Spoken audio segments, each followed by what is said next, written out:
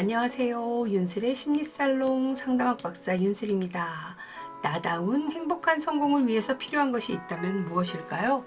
첫 번째, 자기 자신을 잘 아는 것입니다. 소크라테스도 네 자신을 알라고 했죠. 자, 나를 알아야 또 전쟁터에 나가서도 우리 적을 이길 수 있습니다. 자, 둘째, 시대적 트렌드, 사회적인 상황, 국제 정세 등을 아는 것입니다. 세 번째는 기독교적인 세계관을 장착하는 것인데요. 인간을 창조하신 하나님의 뜻을 아는 것입니다. 가장 중요한 것은 기독교적인 세계관이에요.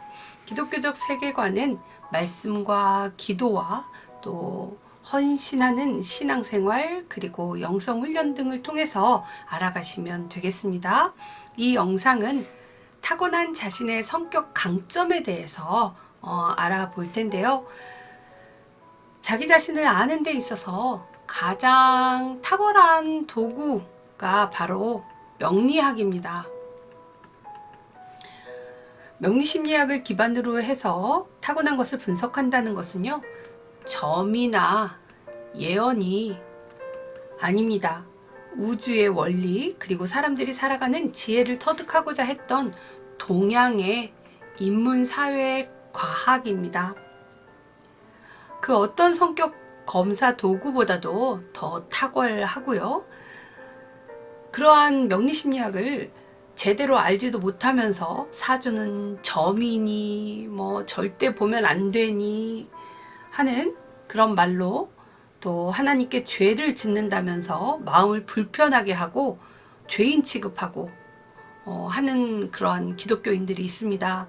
죄송하지만 굉장히 무식한 소리다 라고 말씀드리고 싶네요.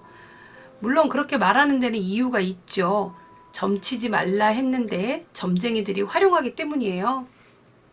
이 명리학을, 이 사주를 타고난 것을 또 명리심리학으로 이렇게 학문으로 분석하는 것이 아니라 이 점술, 기술로 또 활용을 하기 때문이죠.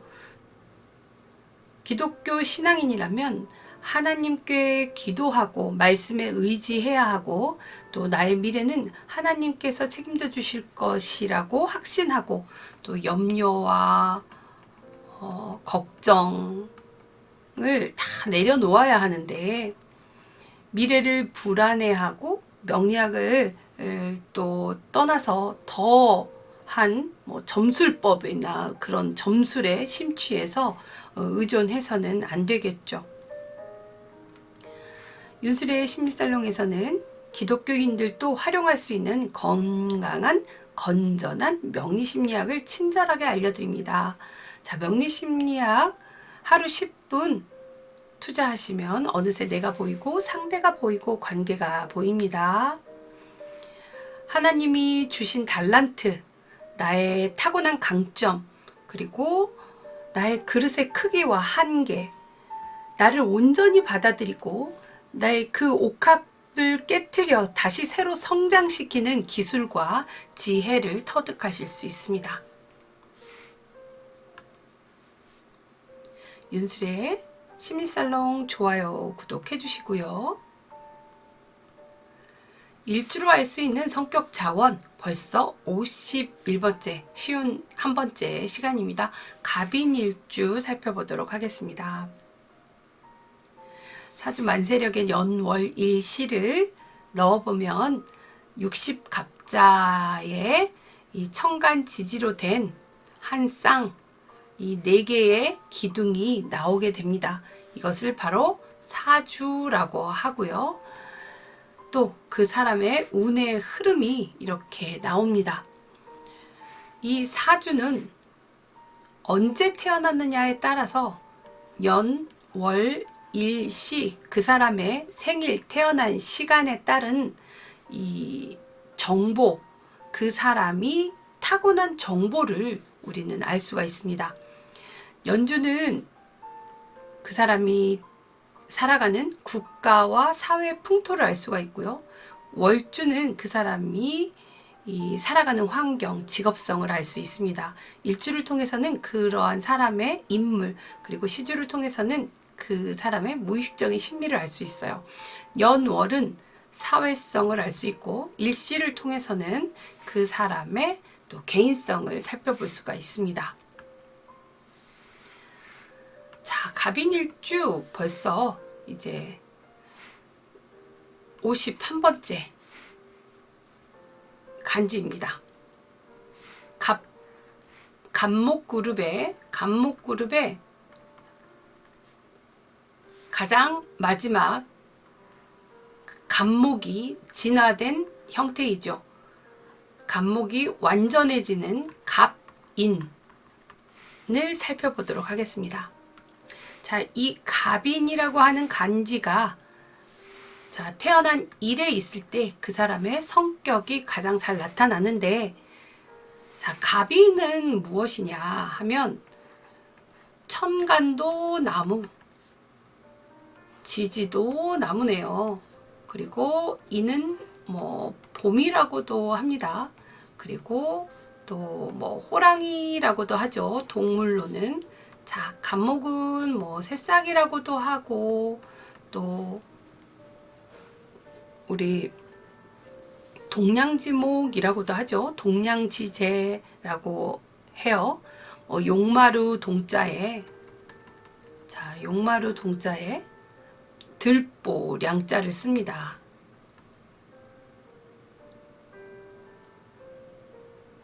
이렇게 동냥, 그래서 대들보, 뭐 기초, 우리 기둥, 이러한 의미로 기둥과 들보로 쓸만한 제목을 말하죠. 자, 그래서 이런 어떤 인재를 말할 때 우리는 바로 동냥지제라고 합니다. 그리고 호랑이와 같다. 그래서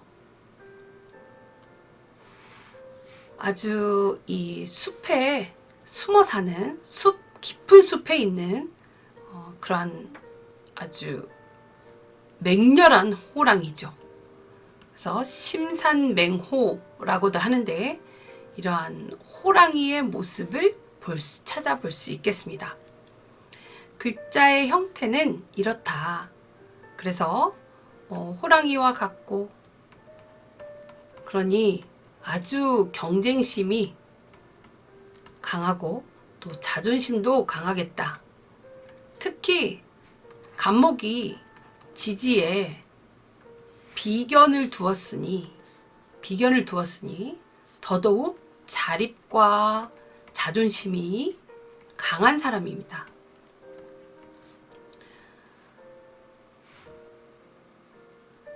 그리고 이러한 사람들은 사소한 일에도 격양되고 또 불평불만을 하기가 쉽습니다. 또 이러한 이 호랑이는 어떤가요? 제일주의죠. 아주 퍼스트주의, 최고. 그리고 또 때로는 반항심도 가지고 있고 어떤 리더십도 있고, 그러면서 누군가 나에게 이 타인이 간섭하는 것을 싫어하죠. 그래서 아주 자유로운 그러한 또 오만한 그런 기세를 가지고 있습니다. 아주 위로만 올라갈 것 같은 그러한 기세. 자, 이러한 갑인 일주가 갑목이 가장 진화한 상태로 아주 자유롭고 천하무적이고, 갑인이라고 하면은 정말 나는 못할 게 없는 사람인 거예요. 육신으로 이렇게 비견으로 간여지동으로 있다라고 하는 것은 고집도 세고 또 상대를 배타적으로 여기는 그런 배타성도 있습니다.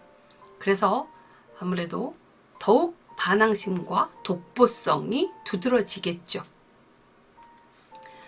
자, 이 인목은 갑목의 비견이기도 하면서 또 록지에 해당합니다. 12운성으로는 인목은 록지에 해당하는데, 이 록이라고 하는 이 걸록은요, 12운성에서 이 걸록이라고 하는 것은 일생을 12개로 구분해서 또 운명을 적용하는 그러한 천간 기운의 강약을 천지자연의 순환하는 이치로 설명하는 것인데, 오행이나 육친의 왕쇠 강약의 흐름을 분석하는 도구다라고 생각하시면 되겠습니다.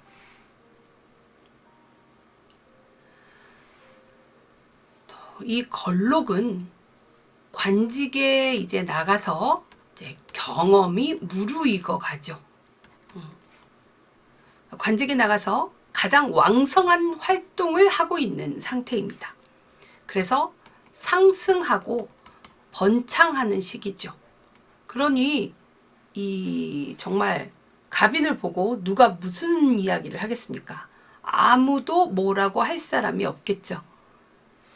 특히 록이라고 하는 이 걸록지를 지지해 두면 장남이나 장녀 역할을 하게 되고 또 자립심이 강합니다. 자기 의지대로 하고 싶은 그런 마음껏 누릴 수 있는 재물과 명예가 생기는 것도 바로 록지이고요. 그래서 갑을 갑인, 을묘, 경신, 신유일들은요 의지가 굉장히 굳고 매사에 주관이 뚜렷하고 또 양자가 되거나 아니면 의부를 들 수 있는 그러한 환경이 되는 사람들이 많고, 하지만 또 부부의 연으로는 약간 약하다고 볼 수 있습니다. 자, 또 외적으로나 내적으로나 모두 성숙한 상태여서 완전 무결한 성인의 시기이고, 또 부모로부터 완전히 독립한 또 자수성가를 상징하기도 합니다. 아주 이제 성장의 이러한 곧 이제 왕의 자리로 올라가니까 제왕지가 되니까 그때까지 굉장히 빈틈없이 주도 면밀하게 행동하고 생각하고 또 아주 냉정하면서 차분하면서 또 심사숙고하는, 때때로 아주 과민할 정도로 심사숙고하는 그러한 모습을 보이기도 하겠습니다. 하지만 이 맹호는 갑작스러운 이러한 이게 불같은 성격도 있죠.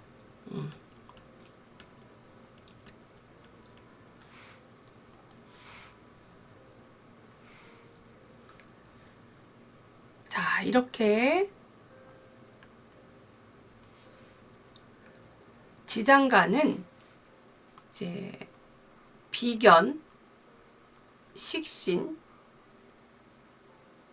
편제로 되어 있습니다. 그래서 편제, 식신, 비견으로 되어 있어서 비식제 구조를 하고 있네요. 자, 이러한 비식제의 구조는요, 아주 총명하고 활발하고, 굉장히 활발하죠. 활발하고 또 착하고 반듯한 성품을 가졌습니다. 또 이 갑인이라고 하는 갑인일주는 남에게 간섭받는 걸 싫어한다고 했었죠. 그리고 주도적이고 자발적이고 또 잘 살기 위해서 자기가 스스로 자력갱생하는 그러한 사람들입니다. 또 자존심이 매우 강하고 천상천하 유아 독존인 경향성으로서 또 자신을 고립시킬 수도 있죠. 그래서 좀 다른 사람에게 약간 굽혀주는 그런 아량도 있어야겠네요. 자, 봄철에 동양목이기 때문에 행실이 아주 바르고 성품이 곧습니다.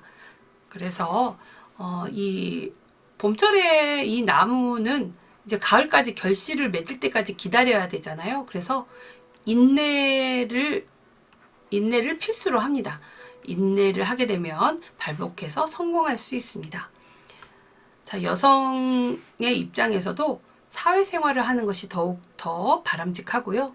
또 이 갑인이라고 하는 갑인일주가 너무 경거망동하거나 욱하는 것을 좀 자제하는 것이 좋겠습니다. 그래서 마음 관리를 특별히 해 나가야 되겠죠.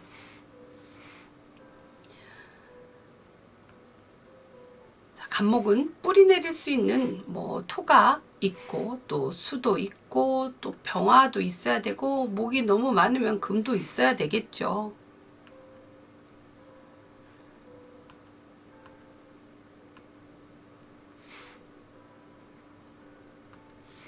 자, 봄철에 태어난 갑인일주는 어떤 특징을 가질까요?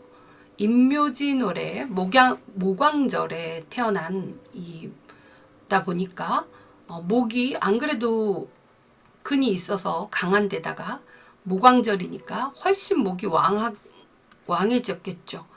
그래서 이럴 때는 금을 필요로 합니다. 그리고 지지비겁이 너무 또 이렇게 왕하게 되면요, 자존심이 너무 강하니까 또 별로 좋지 않습니다. 그리고 이 걸록 양인에 해당이 되죠. 그래서 또 금이 좀 있어야 됩니다. 그래서 걸록 양인은 금이라고 하는 관살이 있어야 또 그가 원하는 형태의 어떤 삶을 추구해 나갈 수가 있습니다. 자, 여름 화항절입니다. 여름 4, 5, 2월에 태어난 갑인일주는요, 이 화항절의 갑목은 특히 갑인이 화항절을 만나면 너무 정신적으로 불안정할 수가 있어요. 그래서 또 안정을 취하기 위해서는 물이 있어야 되고요. 또 이 4, 5, 2월 중에 미월은 이제 제격이 되는데, 이 제격 자체는 제격들은요, 이제 여성들은 밖에서 일을 해야 하는 경우들이 많고, 또 고부간에 이 갈등이, 제가 왕해지면 뭐 김이 뭐 이렇다 그러면 고부간에 갈등이 생길 수도 있습니다. 제극인을 하게 되기 때문에요. 자, 가을 신유술에 태어난 갑인일주는 어떨까요? 원래 목은 이제 금을 꺼려 하죠. 하지만 이제 갑인의 경우에는 또 목이 왕하니까, 목이 강하기 때문에 또 신유술월 괜찮습니다. 신유월은 그래도 이제 목이라고 하는 목들은 사실 뭐 금을 많이 좋아하진 않고, 또 금의 계절은 화토가 있어야 성공 가능성이 있어요. 특히 이 금왕절이지만 금을 제화할 수 있는 이러한 정화나 병화가 있어야, 특히 정화가 있으면 훨씬 갑정으로 가치가 높아집니다. 그리고 이제 수월이다 라고 한다면, 이 수월에는 갑목이 좀 뿌리 내리기 어려우니 갑목의 뭐 건강이나 또 정신 건강이 의심되겠네요. 그래서 자, 이때 우리 이제 겨울이라면, 겨울 해자축에 태어난 우리 갑인일주다. 나무는 원래 꽃을 피우는 것이 자기의 목적이죠. 그래서 꽃을 피워서 이제 이 꽃이 열매를 맺어야 되잖아요. 나무가 꽃을 피워야 성장하는 거고, 다른 사람들이 나를 바라봐 주는 거죠. 그래서 나무가 꽃을 피워야 되는데, 금수가 만약에 왕하다면 너무 자기 중심적이 되고 또 건강에 해로울 수 있습니다. 그러니까 겨울 나무는 너무 한습하고 한냉하잖아요. 그럼 당연히 한냉한 나무는 병이 들 수 있겠죠. 그래서 너무 자기중심적이지 않도록 조후가 잘 되어 있어야 됩니다. 무토, 병화, 조후가 되어야겠죠. 자, 이들의 직업군으로서는 교육이나 종교, 또 언론, 식품, 조경, 운동, 할인업에 종사하시는 상담이나 사람을 살리는 의사와 같은 그러한 직업들이 또 이 사람들의 적성에 또 잘 맞을 수 있습니다. 자, 이렇게 갑인일주 살펴봤고요. 다음 영상에서는 을축일주로 만나 뵙겠습니다. 타고난 사주를 통해서 분석된 자신의 단점과 약점을 감추거나 부정하기보다 긍정적으로 받아들이고 보완하실 수 있길 바랍니다. 또 좋지 않은 사주다 혹은 좋지 않은 운이라고 생각하고 너무 체념하기보다는 내 삶을 수용하고 겸허히 받아들이실 수 있길 바랍니다. 삶을 너무 냉소적이고 비관적이고 염세적이고 숙명론적으로 받아들이기보다는 자신의 강점을 발휘하고 자기가 상상하는 것보다 훨씬 더 나은 미래가 예비되어 있다는 사실을 잊지 않으셨으면 좋겠습니다.